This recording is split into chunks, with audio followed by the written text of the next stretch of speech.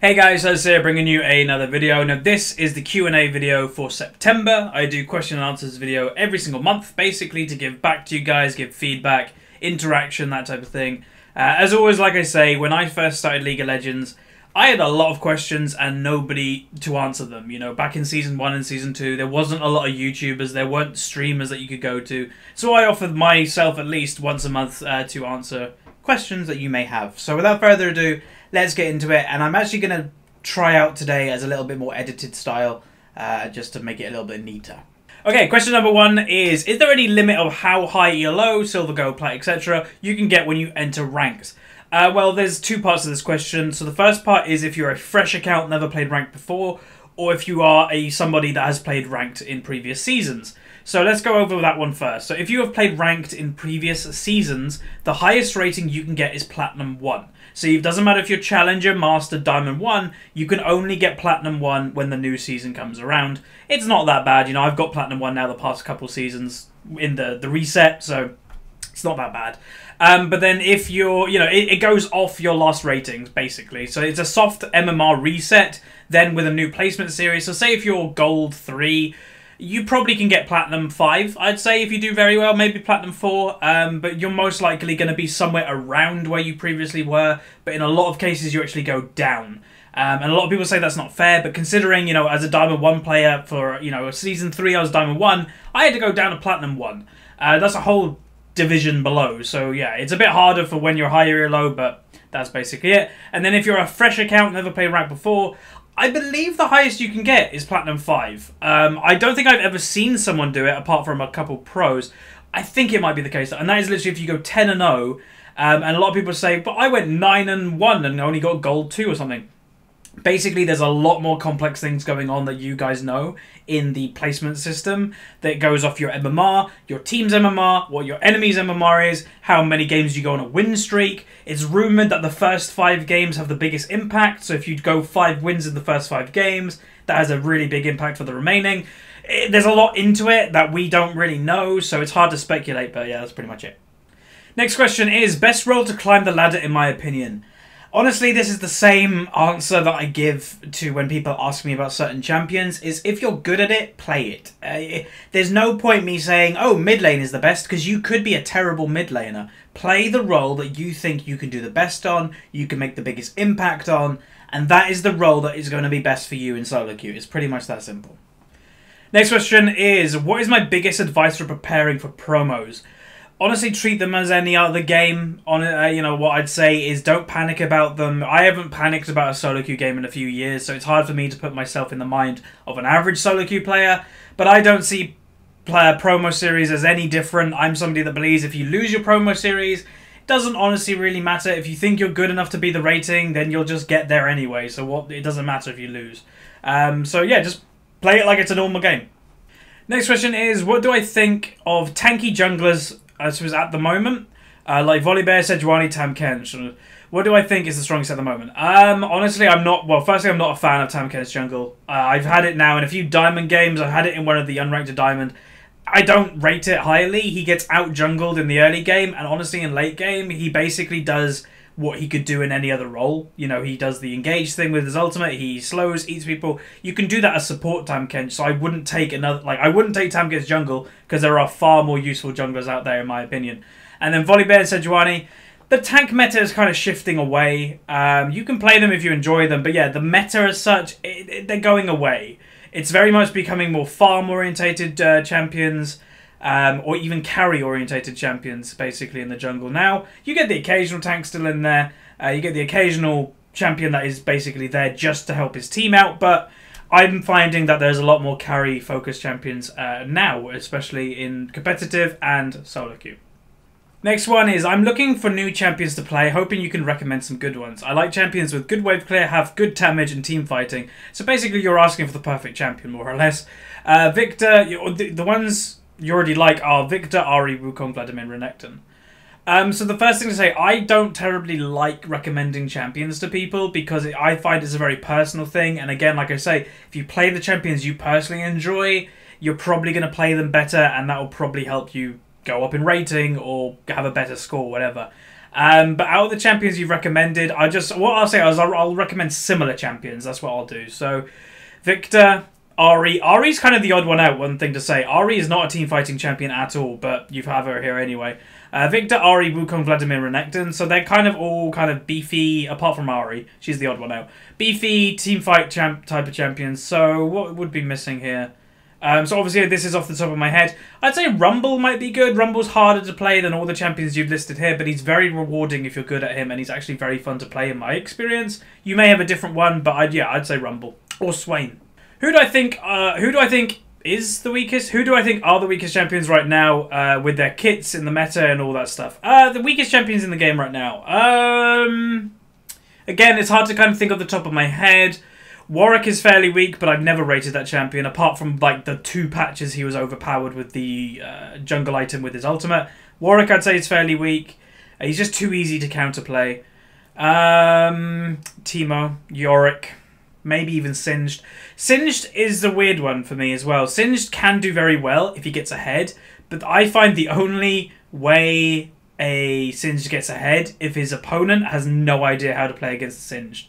If your opponent knows how to play against a Singed, then I think Singed is really easy to play against and very easy to beat. But if, say, the opponent chases him or just lets him free farm and not actually goes to shut him down, then Singed can be a problem. But yeah, Yorick I find very useless. There's a few people in the comment section that like to defend this champion. He is extremely weak. There was a joke not too long ago that someone actually tried to play him in the jungle. I think it was Copenhagen Wolves. Just did not work. Yorick is a champion that is kind of too outdated for his own good. That he's a Season 1 champion, hasn't been updated pretty much since, not really been buffed, nerfed a lot. They've basically forgotten about him. Now, the reason they forgot about him is because nobody is interested in playing him because he's that weak. So what I'd say Riot need to do to Yorick is basically just update him in any way possible. They need to give him an updated kit. Like, you'll notice that all of his abilities are old, in the fact that they don't have any of the new CC, they don't have any the new effects, they're all old school. And if they bring him to new school, who knows, he could be okay. I still think the way that he is played in general is just awful, that basically he has an okay lane phase, but again, if you know how to play against him, it basically is a bad lane phase. And then he offers basically nothing apart from the revival, which can be completely abused as well. So I don't rate that champion. Yorick I would probably say is the weakest right now. Okay, the next question I've actually been getting a lot recently. And I kind of understand why, but this is opinions on Gore. So Gore is a streamer if you're unaware. He calls himself the most passionate League of Legends player. I'd call him something different, but I'm going to say I'm not against him. I'm not for him. I'm fairly neutral. I always like to see when fellow British people do well, and obviously he is British, so I'm happy in that aspect. It's always nice. And recently his channel has been growing a lot more than it used to. He used to have maybe between 1,000 and 2,000 viewers. You see him now on Twitch with 5,000 very regularly. So firstly, congrats to him. I'm very proud in a way to be British and have him doing well. That sounds a bit odd, but whatever. Basically, the thing with Gore, it's the same with Uber Danger. I think Uber Danger is a weird dude, so is Gore, but I think they both know that and they're fine with it. And that's great. I think the best thing to be is comfortable with yourself, and I think both of them are. I do think some of the reactions that Gore does is weird, and I don't know. It's hard to judge the dude. I've never spoken to him, I've never met him. Because, you know, people ask me sometimes about Fi or Foxtrot saying, are they really like that in real life? And because I've met them, I can say yes. I've never met Gore. I don't know what I think his name is Ali. I don't know what Ali is like. I know what Gore is like, and he's somebody that I probably wouldn't want to be around. But who knows? The real person, Ali, he could be a cool dude. I'm not really sure. But I wish the best of luck to him, and he's doing well for his own thing. He's basically, in my opinion, turned into the male Caseytron. And I don't mean that as any offense. I think Caseytron is a genius. I will never watch Caseytron, but I think she's a genius in that she gets thousands of viewers making good money by acting.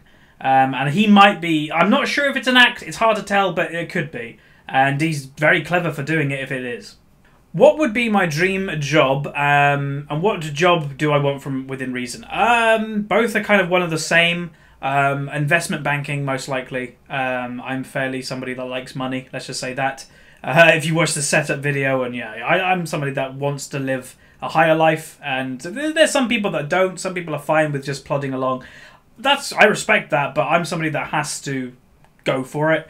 Investment banking is somewhere I'd like to end up, but whether I get there in the early stages of my life, I'm not sure. Most likely I'll be working in the game industry when I leave university, and yeah, I'll hopefully go into the marketing department or somewhere, or I'm not really sure. I do have, like, again, a couple of other opportunities, potentially in Sky or ESPN or something like that, because esport is growing and they're looking for teams, and, you know, I have a pretty good backbone with this YouTube channel for applying to that type of job. But yeah, my dream job and what job do I want to do are the same. Investment banking, most likely.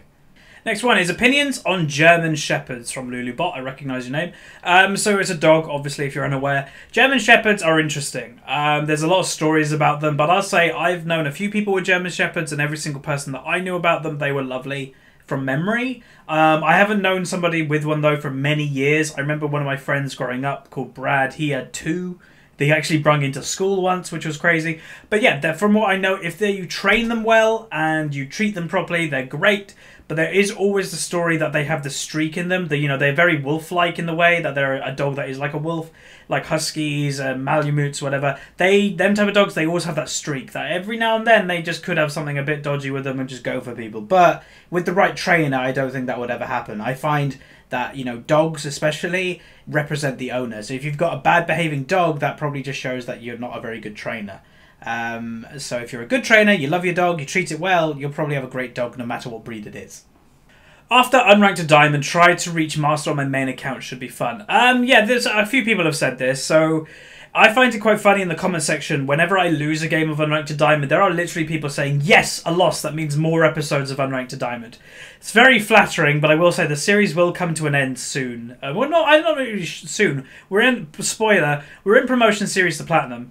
We're 3 games in, 2 losses, 1 win. So 2 more wins and we're in Platinum. And then it's just Platinum to Diamond. And who knows, we could go Plat 5 to 3, Plat 3 to Plat 1, and then we're in Diamond.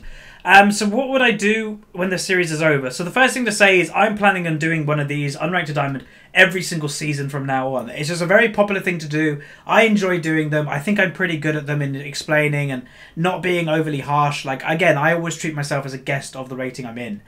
Which is a bit different compared to what other people do. They try to bully their way into the role they want. I don't. I ask for my role. If I get it, great. If I don't, I don't. But as for going for Master, a lot of people may say I'm not good enough to be Master. Obviously, I've been Diamond 150 LP in the past. That was the highest I ever got to. I think it was 53 LP. I've played in competitive teams. I've won tournaments. You know, I've done a fair amount in League of Legends. I've done enough that I'd actually, if I had to quit tomorrow, I'd say I've done enough. I'm happy with what I've achieved in League. But I always have the whole thing of I do want to be higher rated again.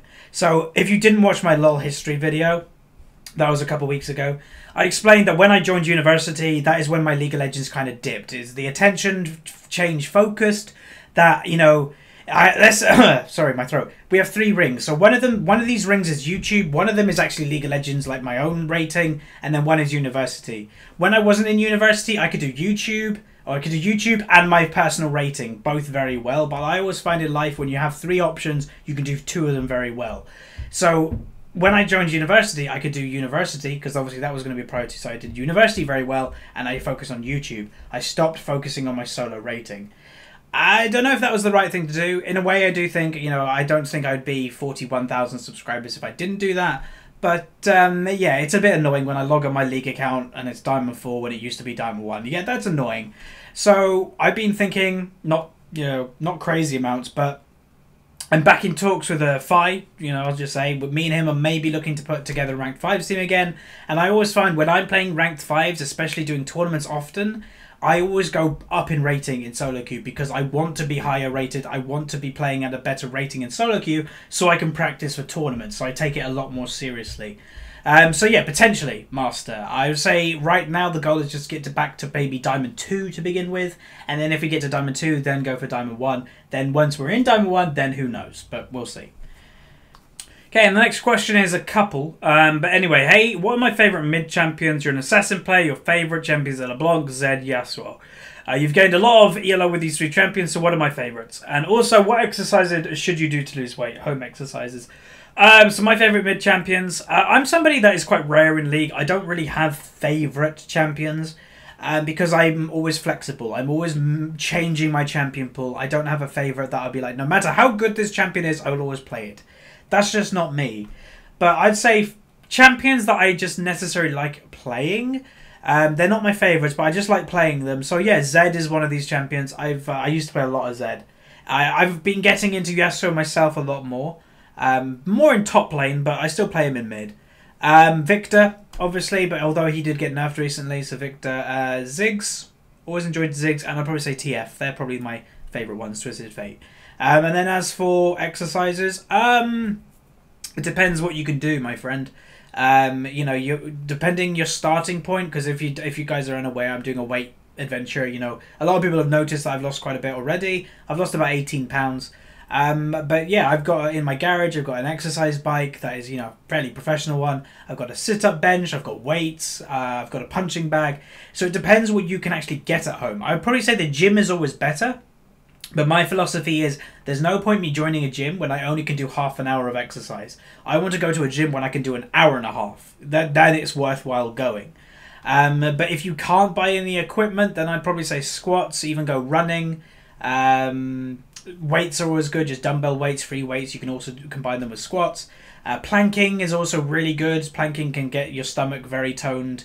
And also help you burn. But I'd probably say the biggest thing if you want to lose weight, it's not exercising, my friend. And this is where majority of people that are overweight give up. It's diet.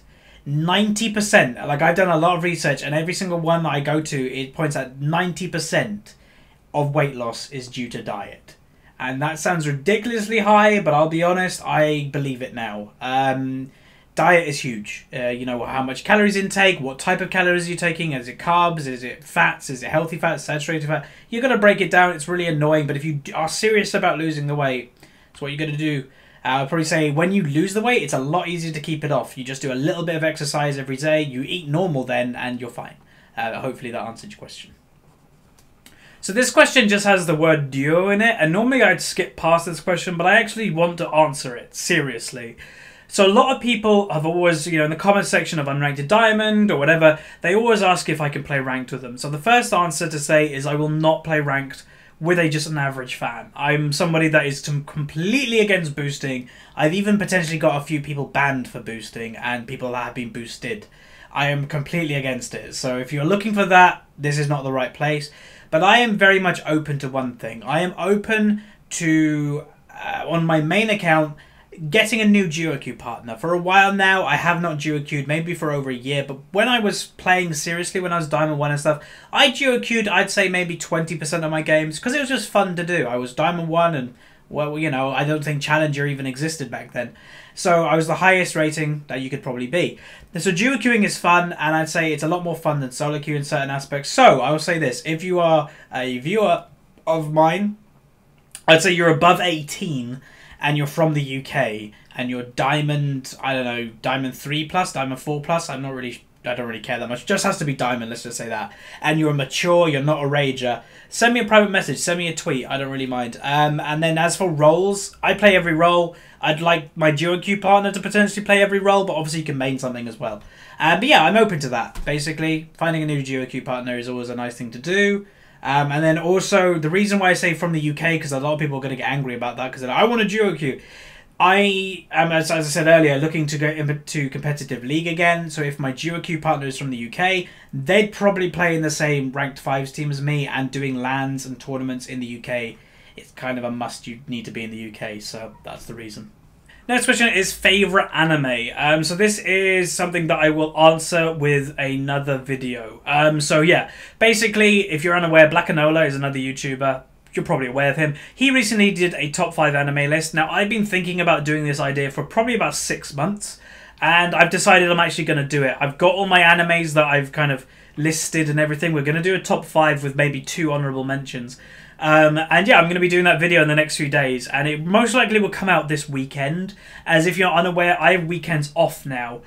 So if I have any random video that I want to do, if I have a channel update, if I have whatever random video, that will probably go on the weekend, so it doesn't disturb, you know, the Unranked Diamond, the question and answer videos once a month, that type of thing, because this type of stuff is for the week. So yeah, I will be doing that video probably for this Saturday. There you go. Next question is, what was my first division? So a lot of people ask this question in the fact that they're like, oh, if he got there, if he's doing this, if he was Diamond 1, he was won tournaments, where did he begin with? So I'll probably say this is a weird question to me, because every single professional, every single high-rated player at some stage was most likely low-rated. And the one thing to say, again, this might come across harsh, but I'd rather be truthful than harsh. Just because, say, Bjergsen once was bronze doesn't mean that you can suddenly become challenger one day. A lot of hard work is in between that.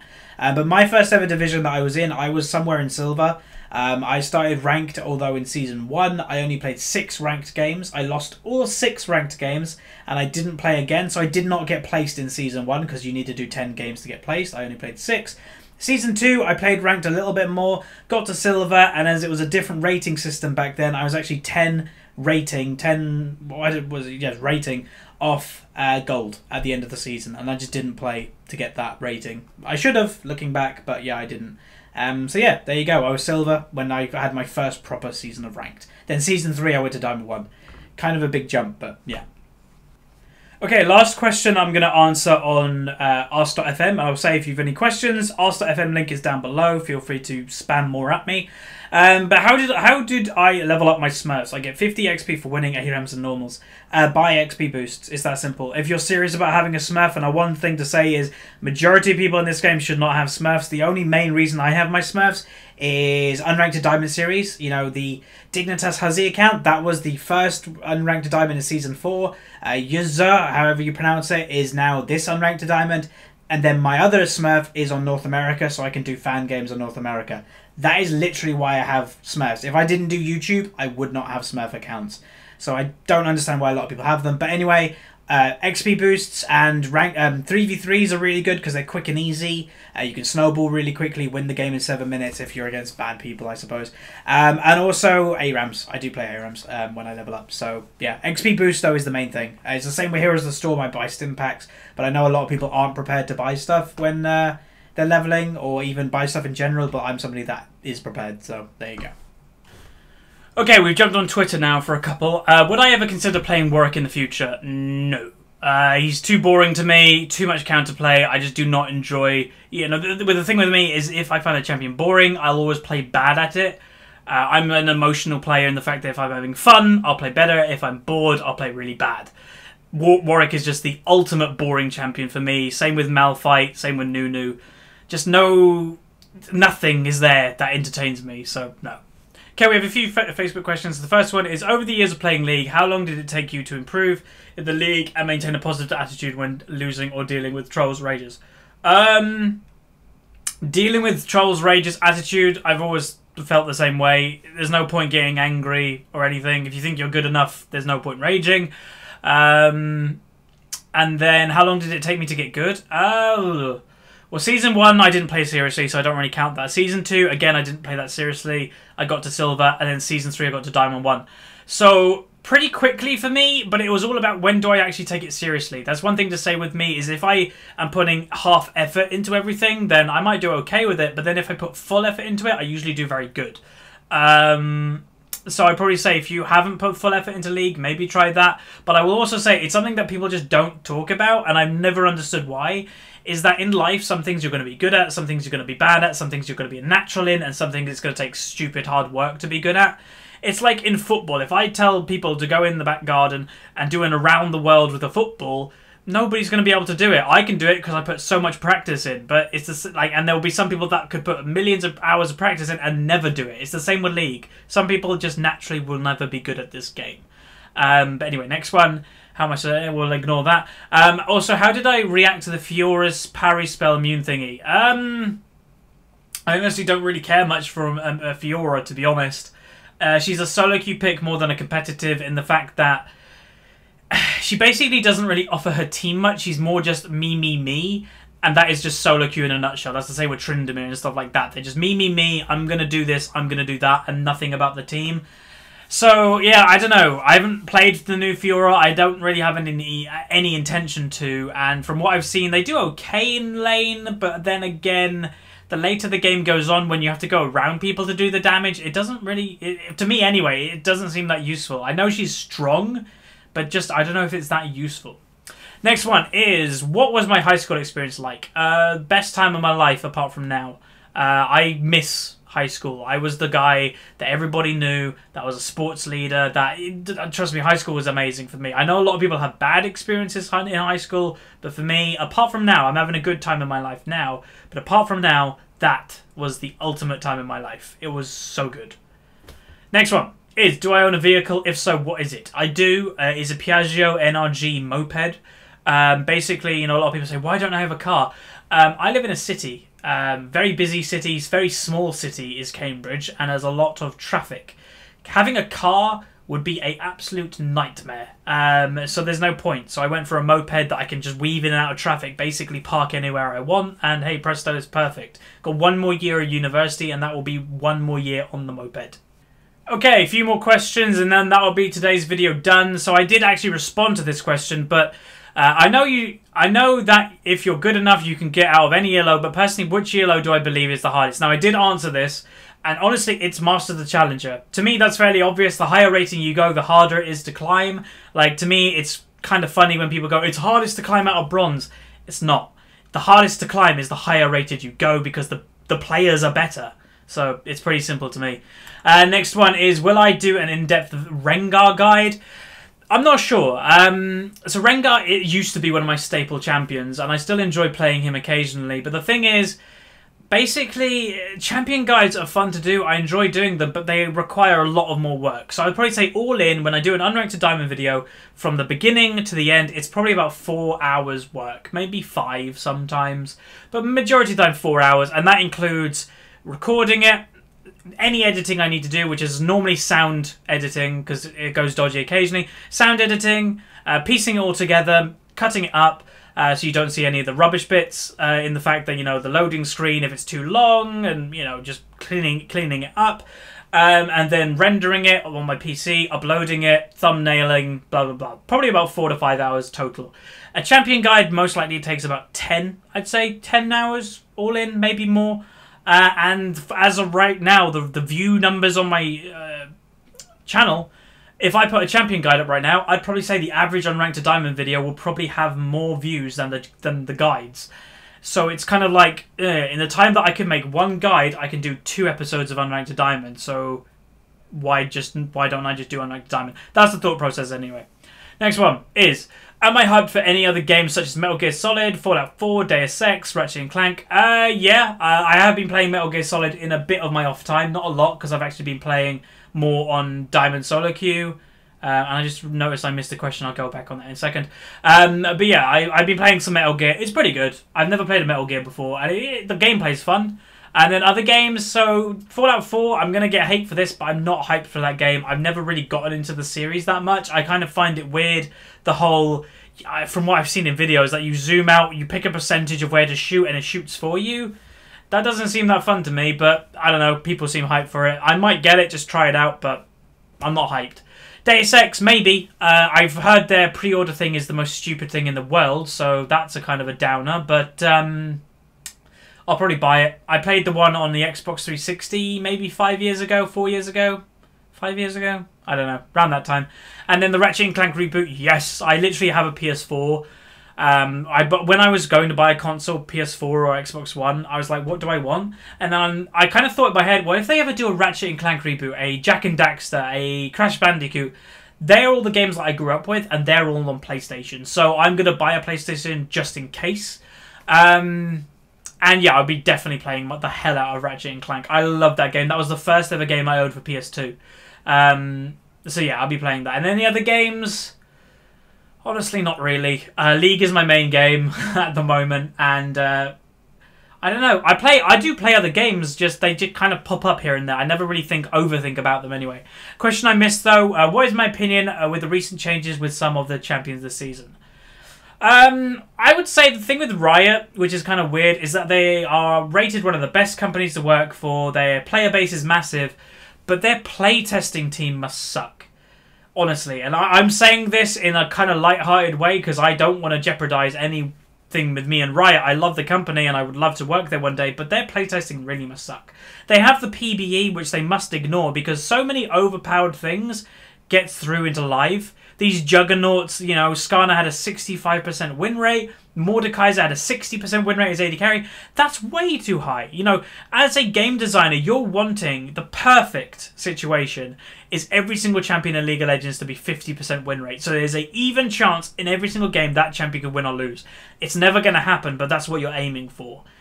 And they're completely off. And that is playtesting. That is what that comes down to. It's playtesting to see if it's too broken, and obviously not much happens, or it's just internal playtesting happening, and I don't know. It's somewhere it's going wrong, because it's a really annoying every single patch when there's changes. You have to kind of ban out specific champions every single patch because they're just broken. You know, I don't mind banning champions if I find them annoying, if they're going to ban out a certain team comp, but banning out a champion because it's too broken, it's too overpowered, that is not a good thing. So, yeah, there you go. Last 3 questions, and that'll be it for today's video. Is let me see, are we it's hard to line this up. How will the meta change, and why did Riot make more than AD carry? Do they think they're trying to change the bot lane meta? I don't know how the meta will change. I don't work for Riot. I can only predict it, and even that prediction is pointless me saying, because it probably isn't going to come true. In the past I have predicted fairly well, but I don't know. People ask me all the time about, you know, why is a meta this way, or what is Riot doing? I honestly can't answer these type of questions. I don't work for Riot. I'm a YouTuber that is part of Team Dignitas. I don't have anything with Riot. I do speak to Rioters, but they can't tell me that type of stuff. And as for Mordekaiser, trying something new, I think it's good. It's experimentation. And yeah, you know, for the past 4 or 5 years, it's been the same meta, more or less, in competitive. And if it varies up a little bit, gives a little bit more option. Hell, if in Worlds we see a Mordekaiser AD carry, that would be crazy. And that would be fun. And that is what I think Riot is trying to do. Next one is, how hard was it to climb when I first started playing Ranked? Again, I answered this throughout the episode. Season 1 I don't count because I didn't really play seriously. Season 2 I played a little bit, was high silver, and then I got to Diamond 1 in Season 3. So for me, honestly, not that hard. So yeah, that's the answer to that one. And then the last question of today is, when you first started playing League, what was my rank? Okay, we've answered this a lot of times. A lot of people want to know this, but yeah, we've answered this one. Now, I do have a couple of questions I actually do have that I've collected, and I've written them down from private messages. As I do get private messages, you can send me them if you want to, but I thought I'd just quickly talk about them, because I'd say there's about, I don't know, 5 people that I actually talk to frequently in the private message area of YouTube, that, you know, if they want to contact me, that's where they go, and I've actually had proper discussions with these people. So yeah, anyway, first one is, what is the most annoying thing about being a YouTuber? So from memory, this was from somebody that is a YouTuber themselves, a lot lower, like I think he has about 500 subscribers, and you know, he's just asking what is the most annoying. So I'd say the most annoying thing about being a YouTuber is also the best thing about you being the YouTuber, and that is you guys. The community, the viewers, the commenters, etc. Sometimes they can be the best thing in the world, but sometimes they can also be a nightmare. Now, I'm willing to take that trade any day of the week. I'm somebody that just doesn't really care if I get flamed or any toxic behavior. I'm somebody that isn't affected, but for majority of people on YouTube, it's very hard to take.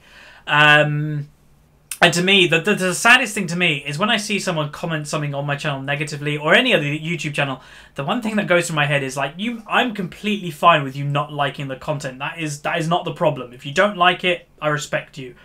But if you're commenting something negatively, your life must be really sad. And again, I don't want to insult people, but in the way that you could just leave. Leave, you didn't like it, leave. You could even dislike it if you want to, I don't mind that. But to comment something when, like, I just don't get it. To me, it's just weird. But anyway, there you go. Again, there's the answer. Is the community is the best and worst thing about doing YouTube. But I'm willing to take that trade any day of the week. Next one is, what is it? So this is a question that I've thought a little bit about, but the question is, what is a question that I always have wanted to be asked but have never been asked? Honestly, and again, I think this is from the same guy in the last few days. I've been asked pretty much everything, more or less, in one way or another. So there isn't really anything that it's hard to think, you know. I've done Q&A videos now for over a year, I'd say. Even doing Twitch streaming, people ask me questions all the time. I'd probably say I've answered everything that I've always wanted to answer. From my memory, you know, there's not something completely jumping out at me right now, so that would probably mean nothing. So yeah, and then the final question, and I chose to do this one for last because last night, again, in a private message on YouTube, I was talking to someone about Game of Thrones. So I will say, if you do not want to hear spoilers about Game of Thrones at all, stop watching the video now. You have been warned. Yeah, thank you very much for watching. If you're leaving now, I do thank you. Thank you very much. Like the video, like it, subscribe if you haven't, share with a friend if you got any, that type of thing. But yeah, the remaining is going to be talking about Game of Thrones. Now, I'm not really sure how long we're going to go in this. We'll have to see. But basically the question is, and the question was, who do I think will end up on the Game of Thrones? Who do I think will win the Iron Thrones at the end of the series, at the end of the books? So again, this is all spoilers. There can be no complaints about spoilers. You have been warned now twice openly. So I've even written down a little bit of what I think, just so my mind is on track, because I want to definitely make sure that I get this right, because I have thought quite a lot about it. So I'm a massive Game of Thrones fan, by the way. I've even read the books. So I think Jon Snow is going to have the Iron Throne. Now, a lot of people are going to go, Jon Snow is dead. So the first thing to say to that is, people come back from the dead all the time in Game of Thrones. Let's just face it, the man, the Unbannerman, whatever they're called, I forgot to write that part down, but he came back to life, what, like 8 or 9 times or something like that? People can come back to life. That is no problem in Game of Thrones, especially for a main character like Jon Snow. So the first thing to say is, let's just go through it. So why does Jon Snow even have a right to the throne? Because the Starks don't even actually have a claim. So technically, he's not a Stark, from my theory and the research that I've done, and a lot of people on the internet think the same thing. So very much, he was an outsider. He obviously was a Snow, you know, not Catelyn Stark's son. He was Ned Stark's son, and that's how they portrayed him as. Basically, the theory is because Ned was so secretive about the mother, and you know, Catelyn hated Jon Snow so much. Basically, it's been agreed that Jon Snow is actually Ned's sister's son. So the sister of Ned Stark died, I think, about the same time that Jon Snow was born. So maybe she died in labour or something, I'm not sure. But basically, Jon Snow is that's Ned's sister's son. And then who's the dad? So the dad is not Ned Stark, obviously. The dad is the Mad King, Targaryen, basically. That is the theory. So basically, that makes Jon Snow a Targaryen. Between two families, between the Targaryens and the Starks. So they are two powerful families to have behind him. So that is the theory of why he has a claim to the throne, in the fact that he actually is a Targaryen. So he does have royal blood coursing through him. Now, other people will say, in the fact that, yes, one, he has to come back alive, but also we've seen that the Red Woman, the weird person that I don't like, the Red Witch, she is up in the north when Jon Snow died. She can bring people back to life easily. Now, I'm not really sure what her powers exactly are, but she definitely has powers. And with the Bannerman person coming back to life, and that is the same religion, she can bring back Jon Snow, no problem. So the whole thing about, you know, he's very much loyal to the Night's Watch. And a lot of people say, even in the series, people say, go down and help your brother. He said, no, I've made a vow to the Night's Watch. Now, I should have done a little bit more research before answering this question, but I'm pretty damn sure in the vow upon joining the Night's Watch, it's something to say, until I die, or something like that. So what did Jon Snow just do? Jon Snow just died. So if he comes back to life, technically he's died already, so technically he is no longer bound to the Night's Watch, in theory. So that means he is free to go down to the south and help or join the fight. Now, what I think that could happen, and again, this is a very big theory, right? So Daenerys, she's kind of off wandering with some random people at the end of Season 5. She will eventually come to Westeros, obviously, and she does have her dragons. Somehow, Jon Snow is going to beat Daenerys, and he does not know he's a Targaryen yet. Basically, I think there's going to be something, an interaction between the dragons and Jon Snow, that they breathe fire on him or something like that. And then, hey presto, he's immune to the fire, you're a Targaryen. Wait, what? He's a Targaryen? Maybe the dragons start taking after Jon Snow more than Daenerys. Maybe they join up. Maybe they're, you know, a weird brother and sister force, I guess, that could go forth and take the throne together. But the overall thing that I want to say is, what is the book series called? Right, I've got the book series somewhere here. Right, And here's another theory that people have not thought about. I actually have not seen this theory.